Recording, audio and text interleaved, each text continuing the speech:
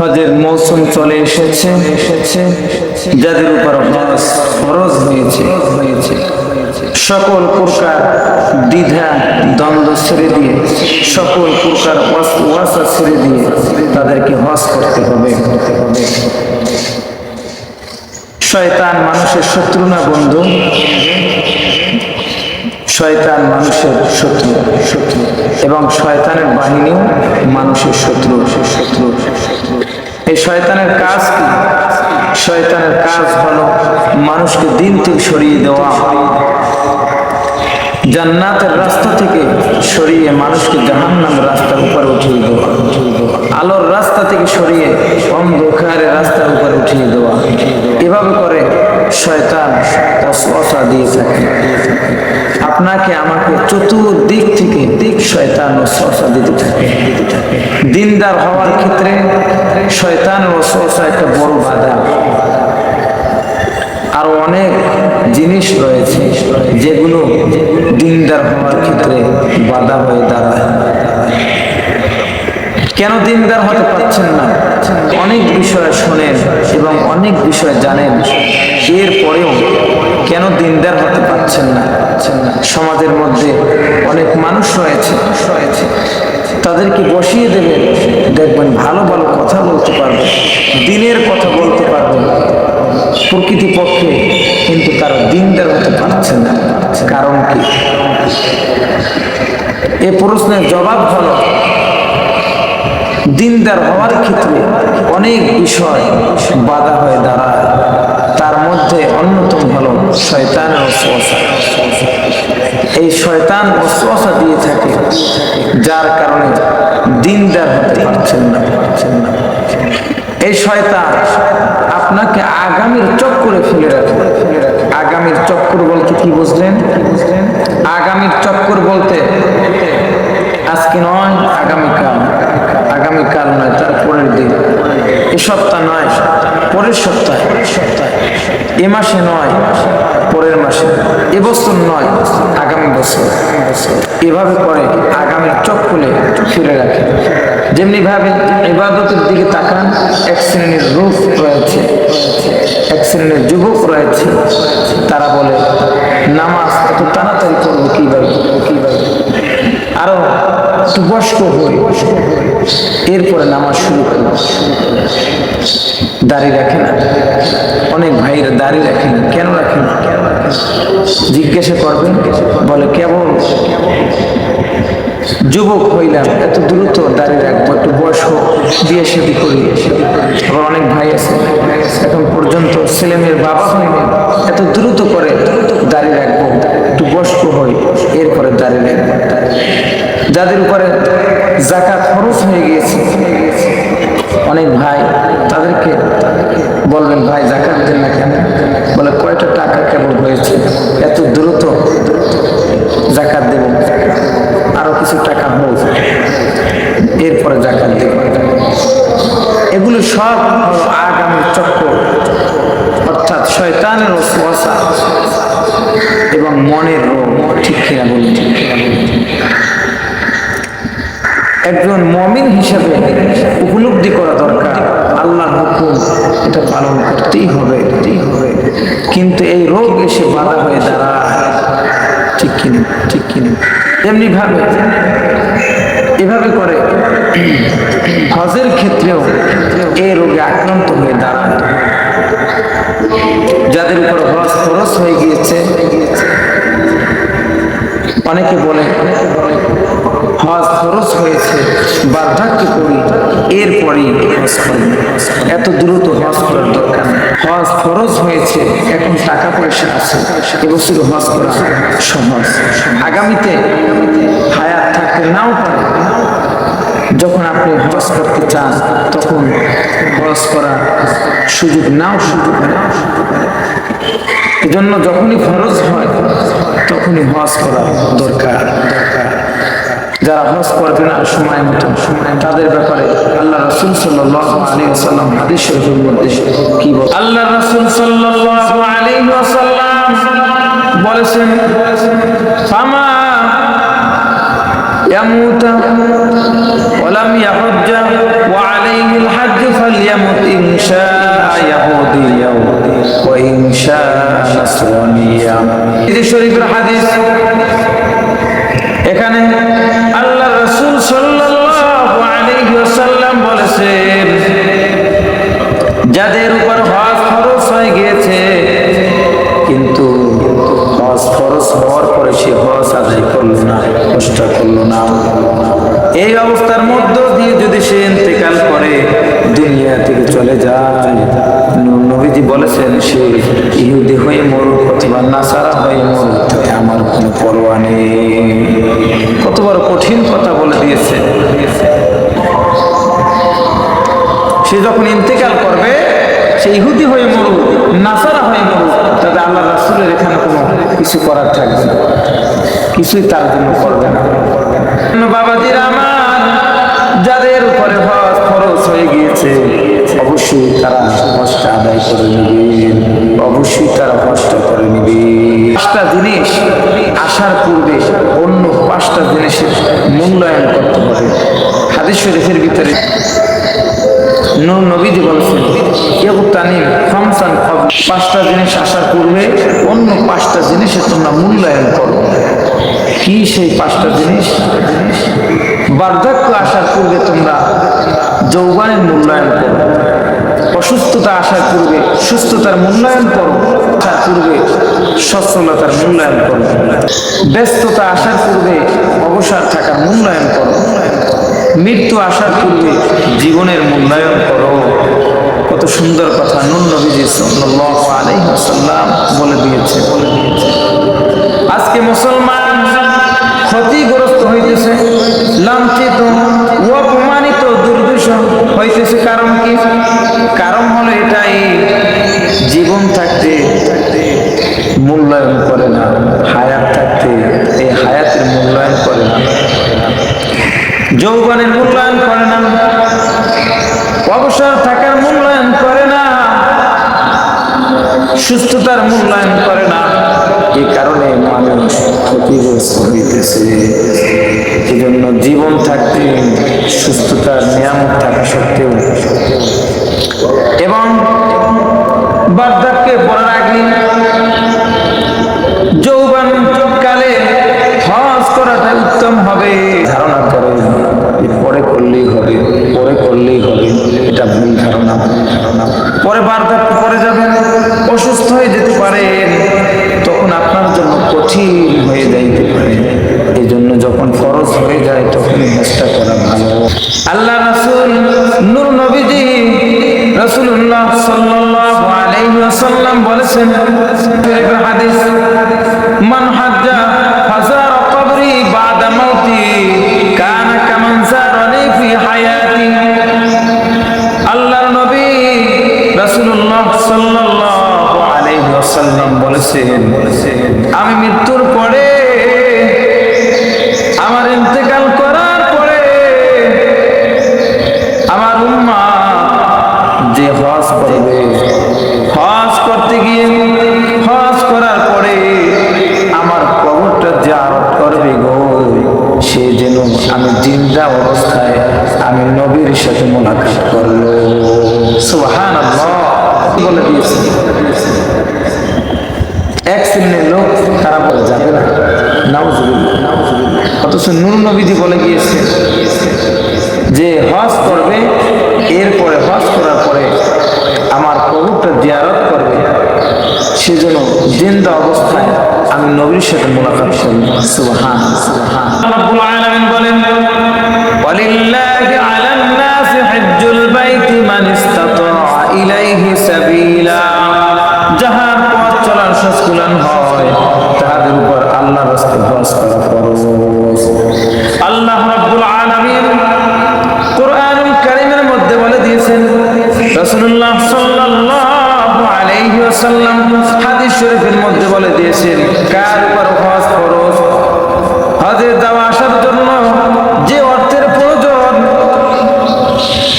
এবং সেখানে যে কয়েকদিন থাকবেন তাতে যে অর্থের প্রয়োজন, বাড়িতে যে কয়েকদিন থাকবেন না, বাড়িতে না থাকায় যে অর্থের প্রয়োজন, এই সবটা মিলাইয়া যত অর্থের প্রয়োজন, এই অর্থ যদি আপনার কাছে থাকে গো, তাহলে আপনার উপর হজ ফরজ।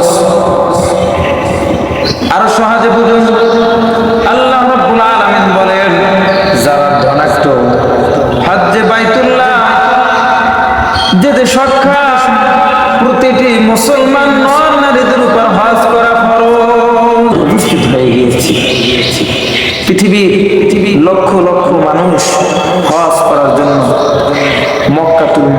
মক্কার অভিমুখে পৃথিবীর বিভিন্ন প্রান্ত থেকে লক্ষ লক্ষ মানুষ সাদা ইহরামের কাপড় পরিহিত অবস্থায় মক্কাতুল মুকাররমায় সমাগত হতে যাচ্ছে।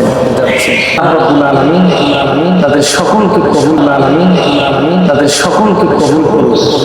এদের সাথে সাথে আমাদেরকেও সুযোগ দান করুন, বলেন আমিন। এটার অর্থ হচ্ছে ইচ্ছে করা, নিয়ত করা। এর অর্থ হচ্ছে কসদু জিয়ারতি বাইতুল্লাহ, ঘর জিয়ারত করার জন্য, তওয়াফ করার জন্য সেখানে উপস্থিত হওয়া এবং হজের সাথে সংশ্লিষ্ট কাজ সম্পাদন করাটাই হলো হজ। রব্বুল আলামিন বলেন ওয়ালিল্লাহি আলা নাসি হাজ্জুল বাইত। অধিকাংশ মুফাসসির, পৃথিবীর প্রায় অধিকাংশ মুফাসসির একমত এই আয়াতের মাধ্যমে আল্লাহ রাব্বুল আলামিন হজকে ফরজ করে দিয়েছেন। নামাজ কয়বার আদায় করি আমরা? 5 বার ফরজ করা হয়েছে। রোজা বছরে কয় মাস? 1 মাস ফরজ করে দিয়েছে। হজ একবার, হজ জীবনে একবার ফরজ করা হয়েছে। এটা কোরআনে বলা হয় না, এটা হাদিস শরীফের মধ্যে নূর নবীজি সাল্লাল্লাহু আলাইহি ওয়াসাল্লাম হাদিস শরীফের মধ্যে হুকুম সাব্যস্ত করা হয়েছে। যেমন আল্লাহ রাসূল সাল্লাল্লাহু আলাইহি ওয়াসাল্লাম বলেছেন, ইয়া মা'শারান নাস, তোমাদের উপর হজ ফরজ করা হয়েছে। একজন সাহাবী দাঁড়াই বলতেছে, ইয়া রাসূলুল্লাহ, আমরা কি প্রতি বছর হজ করব? নূর নবীজি চুপ থাকলেন, কিছুই বললেন না। আবার একই প্রশ্ন করলেন দ্বিতীয়বার, কিছুই বললেন না। এরপরে আবার একই প্রশ্ন করলেন, কিছুই বললেন। এরপরে নূর নবীজি বললেন, আমি যদি হ্যাঁ বলি তাহলে সেটা ফরজ হয়ে যায়। সুবহানাল্লাহ, কি রকম অথরিটি, ক্ষমতার অধিকারী আপনার আমার নবী। আল্লাহ রাব্বুল আলামিন কত ক্ষমতার অধিকারী তাকে বানিয়েছেন। আল্লাহ রাসূল সাল্লাল্লাহু আলাইহি ওয়াসাল্লাম যেটা হুকুম করেছে আল্লাহ রাব্বুল আলামিন সেটাকে ফরজ বানিয়ে দিয়েছে। আল্লাহ রাসূল সাল্লাল্লাহু আলাইহি ওয়াসাল্লাম যেটাকে নিষেধ করেছেন আল্লাহ রাব্বুল আলামিন সেটাকে হারাম ঘোষণা করে দিয়েছে। আল্লাহ রাসূল সাল্লাল্লাহু আলাইহি ওয়াসাল্লাম যেটা পছন্দ করতেন আল্লাহ রাব্বুল আলামিন সেটাকে দিন বানিয়ে দিয়েছে। আর যেটা অপছন্দ করতেন আল্লাহ রাব্বুল আলামিন সেটাকে বাতিল ঘোষণা করে দিয়েছে। কি রকমের ক্ষমতার অধিকারী আল্লাহ রাব্বুল আলামিন তার হাবিব সাল্লাল্লাহু আলাইহি ওয়াসাল্লামকে ক্ষমতা দান করেছেন। এটা বুঝবে কারা? এটা বুঝবে নবীর প্রেম, নবীর মহাব্বত, ভালোবাসা যাদের অন্তরের মধ্যে থাকে। এক শ্রেণীর লোক রয়েছে তারা খোঁজে শুধু দলিল খোঁজে, শুধু দলিলের উপর তারা রয়েছে। নবীদের মহাব্বত, ভালোবাসা এটা দলিল দ্বারা বোঝানো সম্ভব নয়। ঠিক কিনা? নবীর মহাব্বত, ভালোবাসা বুঝতে হলে আগে নিজের অন্তরের মধ্যে নবীর মহাব্বত, প্রেম, ভালোবাসা ঢুকাইতে হবে। তাহলে নবীর মহাব্বত সে অবশ্যই বলবে। আল্লাহ রাব্বুল আলামিন বলেন, ওয়ালিল্লাহি আলান নাসি হাজ্জুল বাইত। হজ হলো বাইতুল্লাহ। হজ কোথায়? বাইতুল্লাহ। কিন্তু হজের দিন হাজী সাহেবরা থাকে কোথায়? বাইতুল্লাহ না আরাফার ময়দান? আরাফার ময়দান। 3 ফরজের এক ফরজ হলো আরাফার ময়দানে অবস্থান করা, আর একটা হলো তাওয়াফে জিয়ারত করা। তাহলে হজের দিন হাজী সাহেবরা থাকে কোথায়? আরাফার ময়দানে, বাইতুল্লাহ থাকে না। কারণ কি? নূর নবীজি বলছেন আল হাজ্জু আরাফা, আরাফার ময়দান অবস্থান করাটাই হলো হজ। সুবহানাল্লাহ। আল্লাহ রাব্বুল আলামিন 3 ফরজের বড় ফরজ বানিয়ে দিয়েছেন। সুবহানাল্লাহ।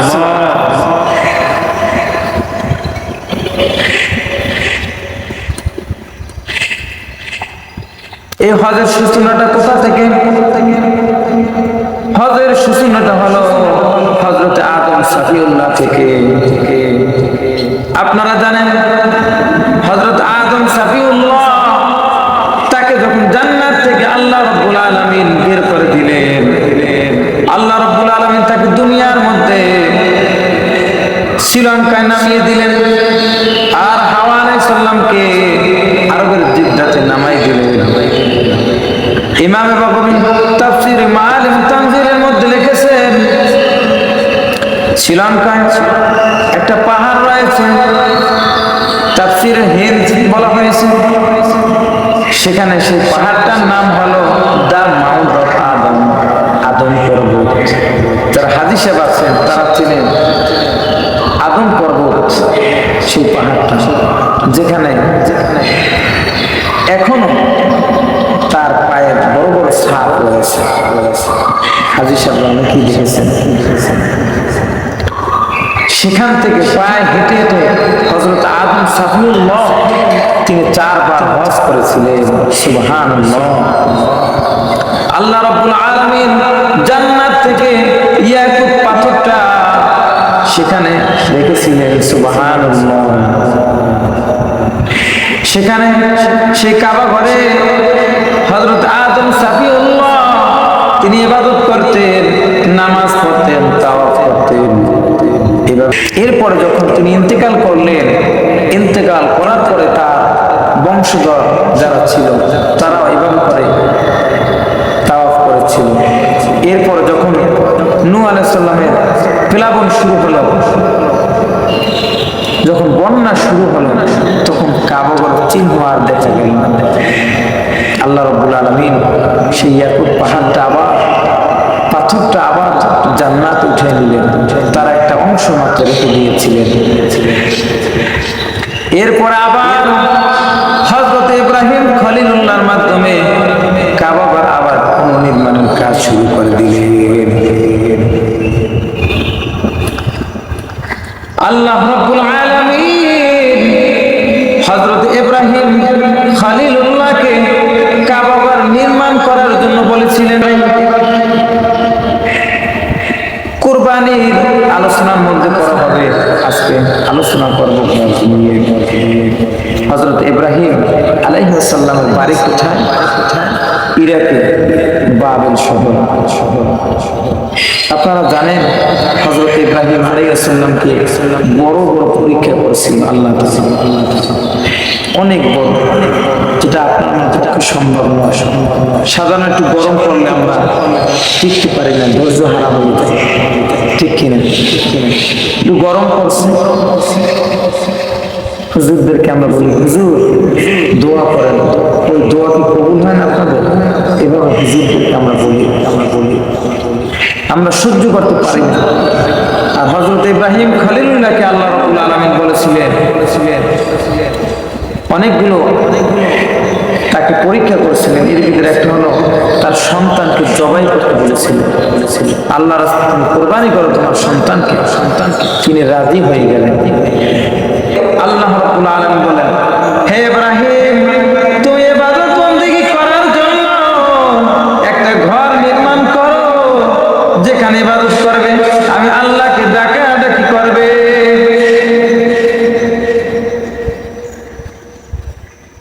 হযরত ইব্রাহিম বলতেছেন রব্বুল আলামিন, রব্বুল আলামিন আমি কোথায় ঘর নির্মাণ করব আমি তো জানি না। আল্লাহ রব্বুল আলামিন বললেন, আদম সাফিউল্লাহ যেখানে ঘর নির্মাণ করেছিল তুমি সেখানেই ঘর নির্মাণ করো। ইব্রাহিম বলতেছেন, তা তো আমার জানা না, আমি কোথায় সেই ঘর নির্মাণ করবো। ইমাম বাবুল তাফসীর মাআলিম তানজিলের মধ্যে লিখেছেন, হযরত জিবরাইল আলাইহিস সালাম প্রাচীন কাবা ঘরের নকশা দেখাই দিলেন, এখানে ঘর নির্মাণ করো।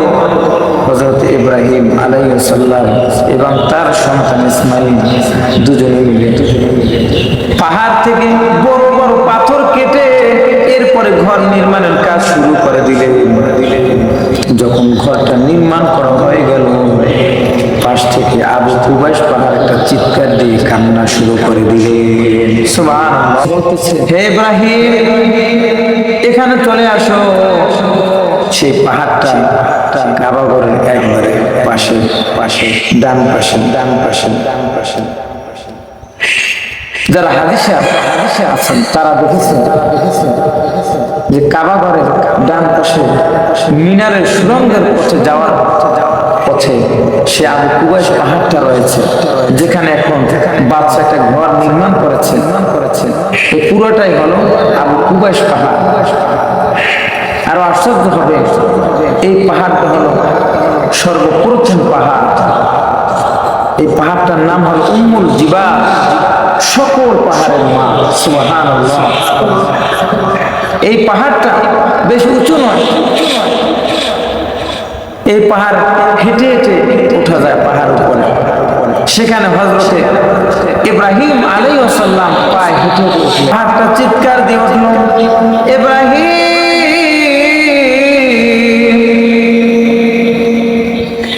আমি বুকে দীর্ঘদিন পর্যন্ত